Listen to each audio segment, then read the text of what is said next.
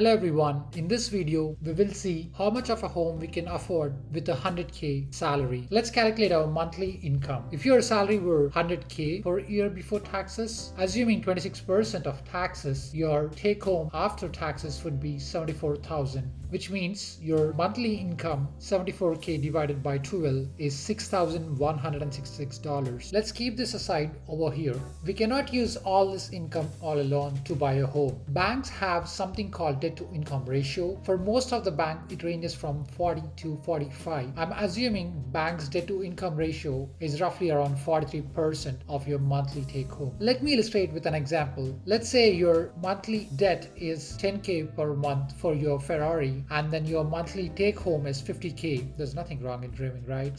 So your debt to income ratio is 10 what you owe divided by 50 what you get, which is 20%. If your debt were 43% of 50k, which is 21.5, then banks would decline to give you a loan. For this example, I'm assuming we don't have any debts. As a commoner, I understand that having no debts is really tough, but yeah, and even this Lamborghini was for some illustration purposes. Coming back to our example, our maximum monthly debt to income cannot exceed $2,651 a month. Let's keep this number aside. That would help in our next calculation. Apart from this, banks also accommodate taxes and insurance in our mortgage calculations. Estimated property taxes range from 0.5 to 2% and insurance from 0.3 to 1% of the home value. Please understand that this is just an estimate and not actuals. A really good example of this exception is Florida. Let's not expect insurance to be less than 1% for a home that is in a flood zone. For this example, I'm taking the maximum value of the property tax and insurance, which would be $250 a month for property taxes and $83.33 a month for insurance. Let's keep these two numbers aside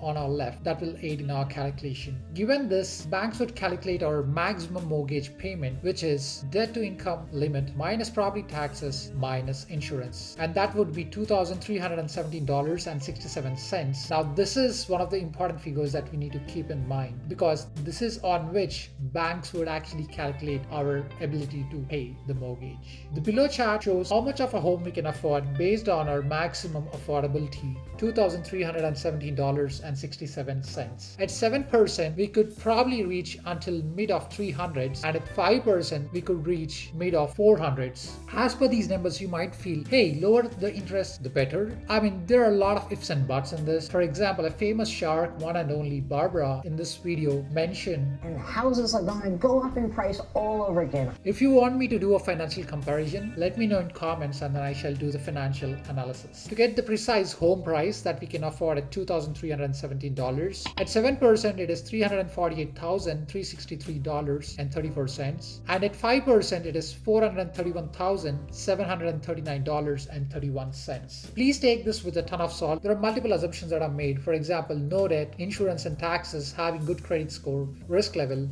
and etc. Let's fly to our dream home and find out. For a 100k salary before taxes, at 7% we would be able to afford 348k worth of home, and at 5% we would be able to afford 432k worth of home. And all the best, guys, in your home hunt. A bonus tip next. If the interest rate were 5%, multiply your salary by 4. For example, if your salary were 80k, multiplied by 4, which is 320k. So this is your affordable home range. And at 7%, multiply your salary by 3.5. For example, if your salary were 120k, then multiply it by 3.5. That would give you 420k. This tip has a lot of limitations, so please use it with caution. And if you want to know buying is better than renting, check out my video in the description that has the details that you need to know. And as always, thanks for watching and consider subscribing. Let me know in comments if I've missed out anything. There is a ton of research that goes into it.